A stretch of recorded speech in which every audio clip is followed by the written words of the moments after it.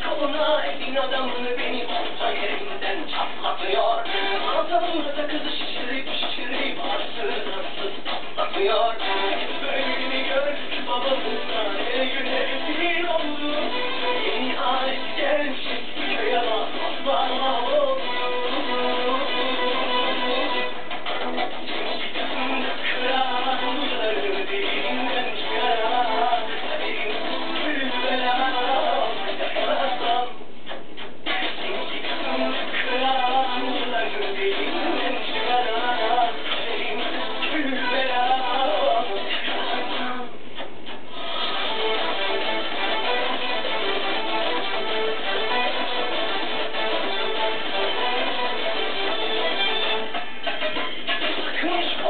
Elin adamını beni orta yerinden çatlatıyor. Ağzına sakızı şişirip şişirip arsız arsız patlatıyor.